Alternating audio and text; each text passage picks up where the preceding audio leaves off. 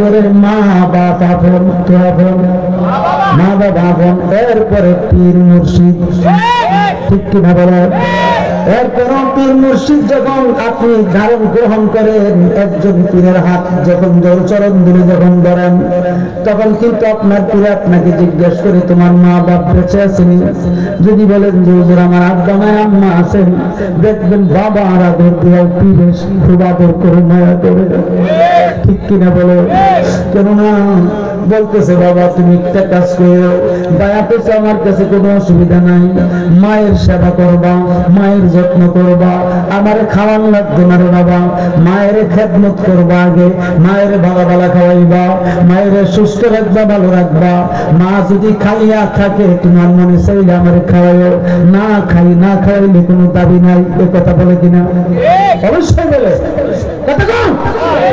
এই জন্য বলবো যুবক, সময় থাকতে নিজের দাঁতের মর্ম বুঝো, দাঁত থাকতে দাঁতের মর্মটা তুমি বোঝার চেষ্টা করো। দাঁত এখন আছে, যদি দাঁতটা পড়ে যায় তোমার অবস্থাটা কেমন হইব? তুমি খাইতে পারবা না, তুমি খাইতে পারবা। কারণ একটা কথা মনে রাখবা, একটা দাঁত যদি পরে মনে করবা আর বাকি দিয়ে আস্তে আস্তে পড়া শুরু করবো, কেমনি পারবো? তুমি করতে না। এই জন্য দাঁত থাকতে দাঁতের মর্ম বুঝতে হয়, মা বাপ থাকতে মা বাবার মর্ম বুঝবা। এই মা বাবার মন যদি খুশি হয়, আল্লাহর নবী বলেন আল্লাহর কসম করে বলি রে উম্মত, তুই উম্মত জীবনে কোনোদিন নামাজ কালাম যদি মনে কর তুই কম পড়ছ, তোর ইবাদতে ঘাটতি আছে, মায়ের বাবা সন্তুষ্ট রাখছ, খেদমত করে সন্তোষ খুশি রাখছ, আমি নবী ওয়াদা করলাম অবশ্যই অবশ্যই আমি নবী তোর সাহায্য করে জান্নাতে নিয়ে যাব। আপনি জোরে বলুন সুবহানাল্লাহ। আমার নবী মা বাবার পক্ষে না বিপক্ষে? হাত তুলে কোন? আল্লাহ রাব্বুল আলামিন মা বাবার পক্ষে না বিপক্ষে? আর জোরে কোন? আজকাল যুগে মায়ের বাপের বাদ দেন এমন সন্তান প্লাঙ্গার আসেনি? কোটি কোটি টাকার মানি গেছে, মা পরে সিরা কাপড়, মায়ের রাখে একটা বাঙ্গা গরু, আর তাই আছে না তাই, ওই তাই তাই লালবিড়ি, লালবিড়ি যে ফুল এইগুলির ভিতরে নিল নিয়ে তাহে 5 তলা 2 তলা 3 তলা। হ্যালো, তুই যা কথা সত্য চেষ্টা কষ্ট হয়েছে, তাই কোন কষ্ট হয়েছে? কষ্টে বেশি কষ্টে। এখন বায়াত যে হয়েছেন পীরের কাছে, কোরআনে দলিল আসেনি? কথা কোনা আপনি জোরে কোনা গেলি আসেনি? হাদিস শরীফে কানার দলে খুঁজে না বলে কি আমার দোষ? আমার রাস্তা দিয়ে গাইলে আর রাখবে বন্ধটা হয়েছে। আরে বাবা তুই যে বন্ধ করছ তোর মুবারকবাদ, তোর কথা আমি বন্ধ হইতাম না যতক্ষণ আল্লাহ রাসূল কোরআন হাদিস ইসলাম কিয়াসের মাধ্যমে বিক্রিয়ার না পাবো, তোর কথাই বন্ধ হইতাম না। আল্লাহ আয়াত নাযিল করছে কি? লাকাদ রাদিয়াল্লাহু আনিল মুমিনিনা, দোস্তগো এই মুমিনদের প্রতি আমি খুশি হয়ে গেছি কিয়ামত পর্যন্ত, যারা বায়াত হয়, যারা মুরিদ হয়, তাদের প্রতি কি হয়ে গেছে? খুশি হয়ে গেছে। নতুন করে খুশি হয়ে রাখবে না, বায়াত হলেই খুশি।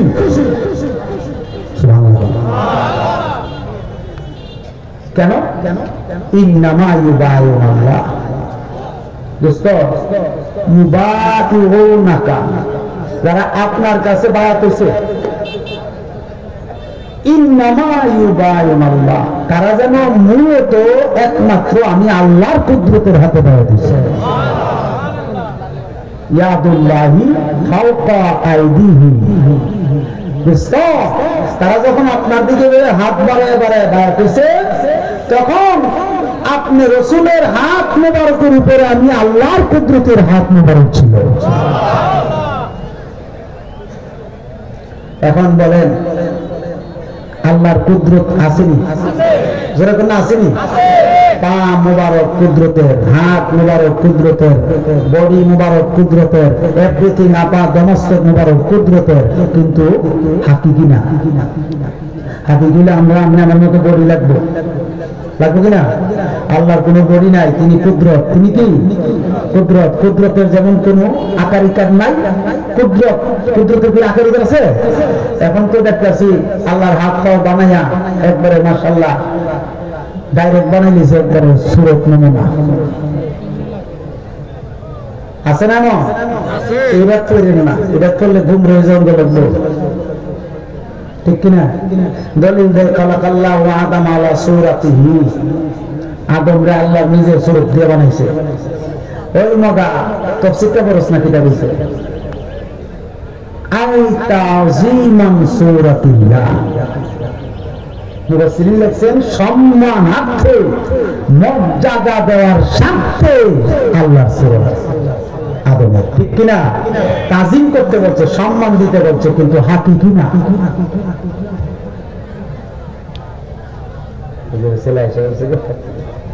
হুজুরে আওলাদ আছে, করেন না মারহাবা? মাশাআল্লাহ মাশাআল্লাহ মাশাআল্লাহ। হুজুরের ছেলে আসছে, করেন মারহাবা, আওয়াজ করে বলেন মারহাবা।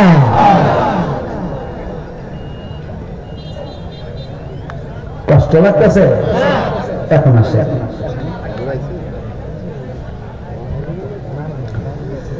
আমার মায়েরা খুব মনোযোগ।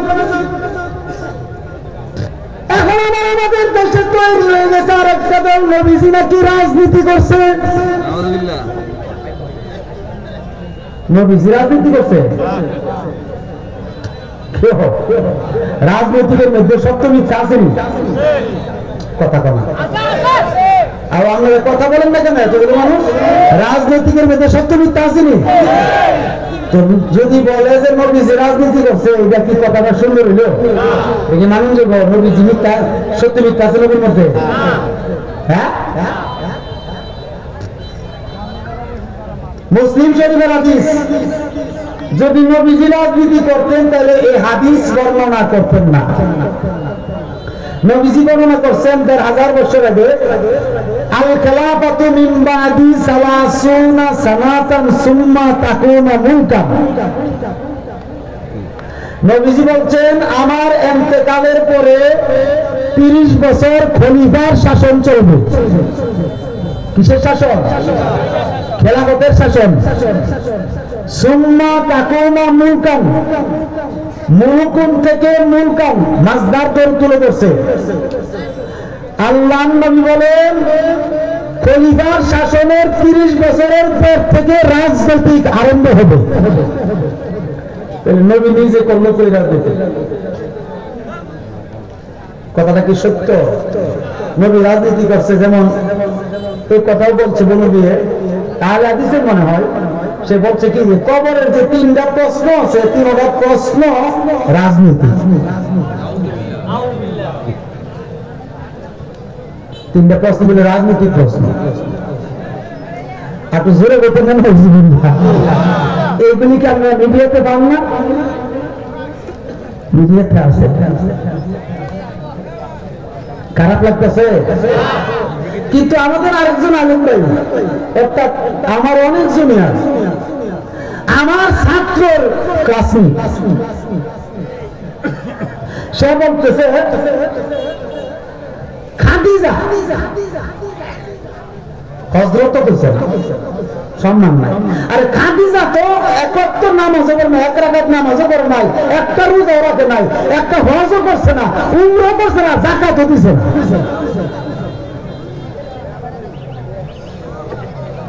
এইরকম বর্ণনা আছে না? তা আমি বললাম যে ভাই তোর মাথায় এত বুদ্ধি করতে, যে কেনা নামাজ করছে না, কে রোজা রাখছে না, কেনা হজ করছে না, যাকাত দিচ্ছে না, এত বুদ্ধি তোর করতে?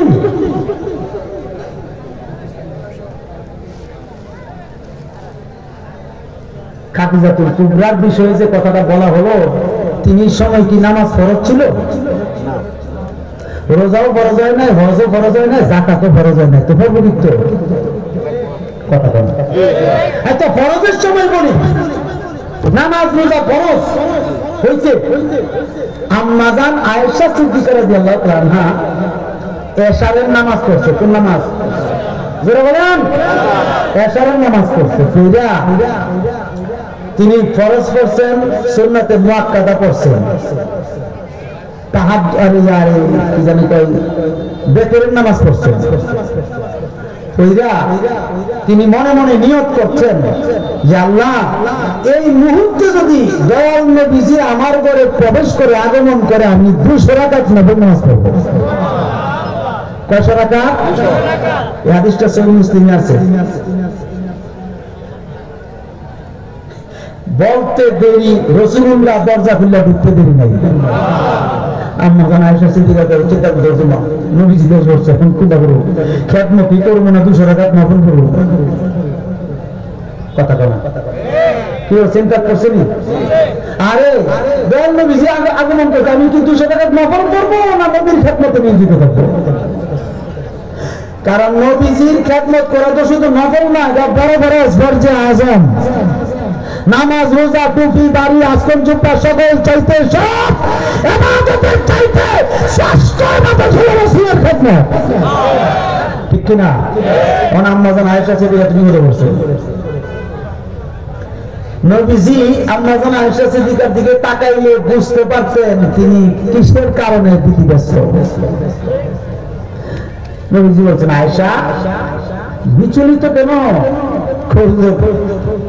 নিয়ত করছিলেন আপনি আসলে আপনার আগমনে খুশি হয়ে আল্লাহর খেদমতে 200 রাকাত নফল নামাজ পড়বো। এখন তো আপনি আয়েশা বলছেন আমাদের খেদমত ফরজ হয়ে গেছে, কোনটা করবো? নবীজি বলছেন আয়েশা চিন্তার কোনো কারণ নাই, বৈশা বৈশা 2 রাকাত নফল নামাজ পড়ো, সূরা ফাতিহার পরে সূরা ইখলাস 3 বার করে পড়বা, 2 রাকাত পড়বা। এই 2 রাকাত পড়লে 200 রাকাতের মর্যাদা আল্লাহ দিবে। আর আস্তে কোন সুবহানাল্লাহ, আর আস্তে কোন সুবহানাল্লাহ। বড় বড় পুলিশ ধরলে বলে কয় রাকাত পড়লে 200 রাকাতের সওয়াব? নিয়োগ করছে কয় রাকাতে? পড়াইছে কয় রাকাত? রাসূলুল্লাহ ইসলাম স্বয়ং সম্পূর্ণ ইসলাম। ঠিক নেই? তিনি শরীয়ত, তিনি তরিকত, তিনি হাকিকত, তিনি মারিফত। শরীয়ত, তরিকত, হাকিকত, মারিফত তিনির অধীনে, তিনি অধীনে। আর আমরা সকলে যত আছি সবাই শরীয়ত, তরিকত, হাকিকত, মারিফতের অধীনে। তাহলে নবীর মতো আমি হইলাম কেমনে? বুঝছি? সাবধান, নবীরে আমরা মতো করে ঈমান হারাইও না। নবীরে আমরার মতো বইলা নামাজ রোজা পড়া কোনো লাভ নাই। আমালাতুন নাসিবাতুন তাসলা নারান হামিয়া। বলেন না সুবহানাল্লাহ। আল্লাহ নিজে বলছে ঈমান হারাইয়া সকল আমল আখলাক যত আছে সব জাহান্নামে কাষ্ট হবে।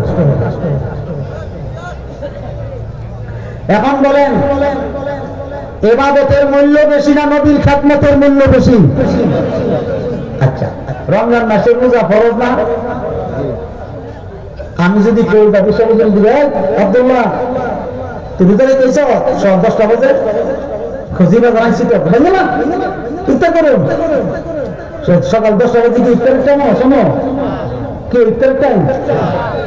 মৌলবীগিরি ছিল তো না, পেশাবগিরি ছিল তো না, হুজুর কয় কি কথা বল আর করবো নি? আরে নবীজির সামনে রমজান মাসে রোজা রেখেছে সকাল 10টা 10:30টার দিকে হযরত আবু বকর সিদ্দিক, সুবহানাল্লাহ, তিনি আয়েশা সুন্দর করে নবীজির সামনে দাঁড়াইছে। আমার নবীজি বলছেন ইয়া আবু বকরিন আফতির ওয়া ইফতির। বলেন না সুবহানাল্লাহ।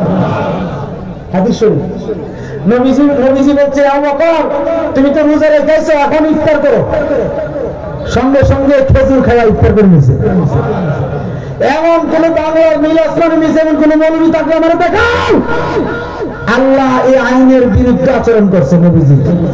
নবীজির বিরুদ্ধে আচরণ করে একটা আয়াত নাযিল করে দিয়েছে হাবিব আপনি কাজটা করলেন কি? ফরজ রোজা ভাঙা নিছেন?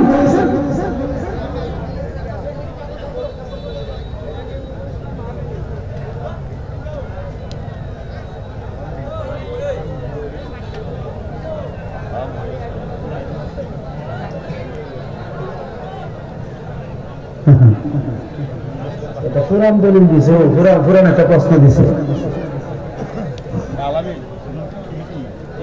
আমার কথা বুঝতেছেন নি? আমি কি বলছিলাম ব্যাপারে মনে আছে নি? বলেন তো। সিদ্দিক আকবর রোজা ভাঙে গেছে, এমন কোন আয়াত নাই যে কেন করলেন কাজটা। সুবহানাল্লাহ বলতেন না? সঙ্গে সঙ্গে আল্লাহ খুশি হয়ে বলে, দোস্ত আমি আমার আবু বকরের রোজা কবুল করে ফেলেছি। আর যেরকম সুবহানাল্লাহ। কারণ কি? শরীয়ত স্বয়ং নবীজি নিজে। আরেকজন সাহাবী, তিনি দিনের বেলা রোজা রেখে বেদি মাফ করবেন, বোঝানোর জন্য বলছি হাদিস শরীফ। জামিউল আহাদিস একটা কিতাব আছে, জামিউল আহাদিস, বলুন না সুবহানাল্লাহ। এই কিতাবটাতে প্রায় 750 থেকে 1100 হাদিস আছে, বেশি বড় না কিতাবটা। এই কিতাবটাতে সহিহ মুসলিম শরীফ থেকে এই রাওয়ায়াতটা তুলে ধরছে। একজন সাহাবী দিনের বেলা রোজা রেখে স্ত্রী সহবাস করছে। তো রোজা রেখে স্ত্রী সহবাস করলে তো রোজা ভাঙবে না, ইচ্ছা করে করা হয়, এই জন্য কাফারা দিতে হয়। কাফারা হলো 4টা হুকুমের একটা হুকুম। একটা হলো গোলাম, গোলাম যদি থাকে কারো কাছে, 2 জন গোলাম আজাদ করে দিতে হবে, রোজার কাফারা আদায় হয়ে যাবে। আগেকার যুগে গোলাম কিনে রাখতো না, নবী যুগে আসছিল না, ছিল। এটাতে যদি কেউ না পারে তাহলে 60 দিন একটানা রোজা রাখতে হবে। কয়দিন? 60 দিন। এটা তো যদি আপনারা হয় তাহলে 60 জন মিসকিন তৃপ্তি সহকারে তারা খাওয়াইতে হবে। কয়জন? 60 জন মিসকিন তৃপ্তি সহকারে। এটাও সম্ভব হয়েছে না, তাহলে কি করবেন? এই 3টা হুকুম আছে, 3টা হুকুমে একটা হুকুম আপনাকে পালন করলে রোজার কাফারা আদায় হয়ে যাবে। কিন্তু একজন সাহাবী আয়েশা বলছে, হালাকতু ইয়া রাসূলুল্লাহ, হালাকতু ইয়া রাসূলুল্লাহ, ইয়া রাসূলুল্লাহ আমি ধ্বংস হইয়া গিয়েছি, আমি ধ্বংস হইয়া গিয়েছি। নবীজি বলেন, আমার সাহাবী কেন তুমি ধ্বংস হইলাও? সাহাবী ডাক দিয়ে বলছে, নবী গো, ওগো মায়ের নবী, ইয়া রাসূলুল্লাহ আমি রোজা রাইখা স্ত্রী সহবাস করেছি দিনের বেলায়, আমার রোজাটা তো ভাঙ্গা ফলাইছি ইচ্ছা কইরা, নবী গো আমি তো ধ্বংস হইয়া গেছি। আমার নবী বলছেন, দিনের বেলা রোজা রাইখা যেহেতু ইচ্ছা করে রোজাটা ভাঙছো, স্ত্রী সহবাস করছো, রোজা ভেঙে গেছে, এখন তোমাকে সেই রোজার কাফারা দিতে হবে। 1 নাম্বার হলো তুমি 2 জন গোলাম আজাদ করে দাও, টাকা পয়সা দিয়া মুক্তি করে দাও। বলতেছি, ইয়া রাসূলুল্লাহ আরব দেশের ভিতরে আমি সবচাইতে গরিব মানুষ, আমার মতো গরিব আর কেউ নাই, হুজুর এত অর্থ আমি কোথায় পাবো 2 জন গোলাম আজাদ করার জন্য? মেহেরবানি করে আমাকে মাফ করে দেন। আমার নবী বললেন, তাইলে যদি তুমি না পারো তাইলে একটা কাজ করো, 60 দিন রোজা রাখো। 60 দিন কি করো? রোজা রাখো। বলছি, ইয়া রাসূলুল্লাহ আমি অসুস্থ, আমি দুর্বল, আরে আমার বয়স হয়ে গেছে, আমি এখন আর দুর্বল শরীর নিয়ে 1 মাসিক রোজা রাখতে কষ্ট হয়, 60 দিন কেমনি রোজা রাখবো? নবী গো আমার জন্য রুখসত করে দেন। এবার আমার নবী বলছেন, আল্লাহর আইন 2টা তুমি পারছো না, আরেকটা আইন আছে আল্লাহর। বলে এটা কোন আইন গো নবী? বলতেছে, তাইলে একটা কাজ করো, 60 জন গরিব মিসকিনকে তৃপ্তি ভরে খাওয়ায়া দাও, তাইলে রোজার কাফারা আদায় হয়ে যাবে। বলতেছে, নবী গো আমি বড় অভাবী মানুষ, এই আরব দেশের ভিতরে আমার মতো অভাবী আর কেউ নাই, ইয়া রাসূলুল্লাহ আমার পক্ষে আর সম্ভবপর হবে না, মেহেরবানি করে আপনি আমাকে মাফ করে দেন। বলতেছে, এই রোজার হুকুম তো একমাত্র আল্লাহ দিয়েছেন, আমি নিজেই রোজা রাখি, আমার সাহাবীরাও রোজা রাখে, তোমরাও সবাই রোজা রাখো, কিন্তু আজকে যেহেতু ভাঙ্গা লাইছো, 3টা হুকুমের মধ্যে তো কোনো একটা হুকুম পালন করতে পারলা না, 3টা হুকুমই তুমি অপারগ। এই 3টা হুকুম কার? যখন আল্লাহর হুকুমের উপরে কোনো কথা বলতে পারবেন, কোন নবী রাসূল পারবে না, কিন্তু আমার নবী বলছেন, আমার নবী বলছেন বলছেন আমার নবী বলেন সাহাবী শুনো, দুইজন গোলাম আজাদ করতে পারল না, 7 জন গরিব মিসকিনকে খাওয়াইতেও পারল না, 7 দিন রোজা রাখতেও পারল না, তাইলে তুমি একটা কাজ করো, আল্লাহর রাস্তায় কিছু দান সদকা করে দাও, কিছু দান সদকা করে দাও, রোজার কাফারা আদায় হয়ে যাবে। বলছে নবী গো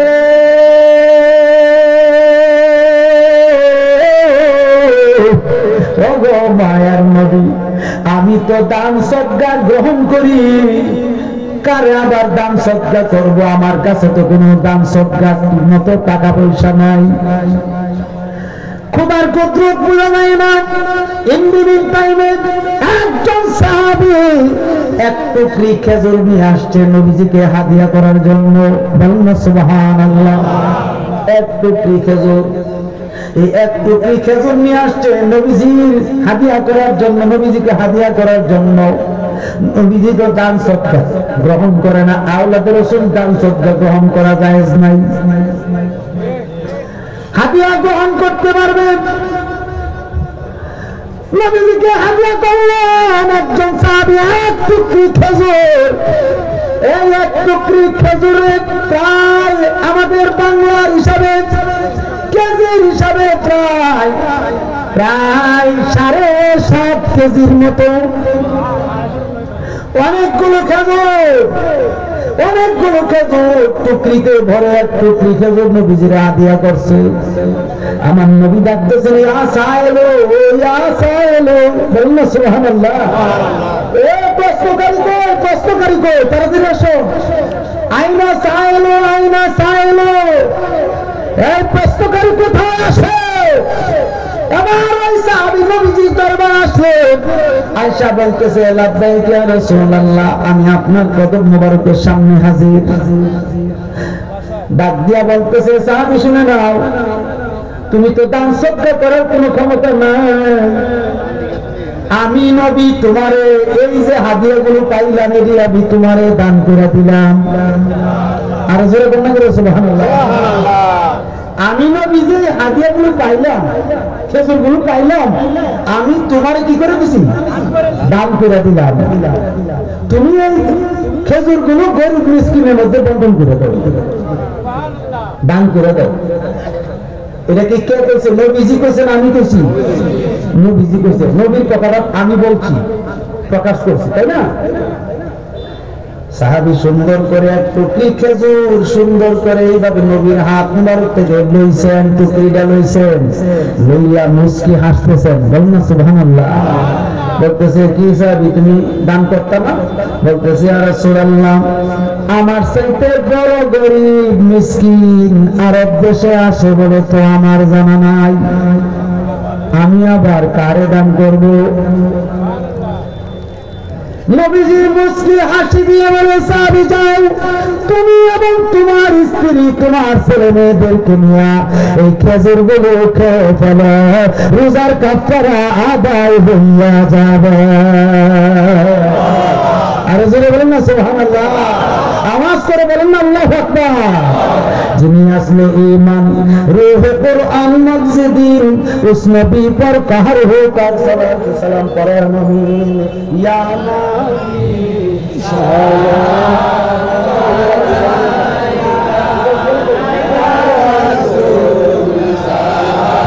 আগাম সামনে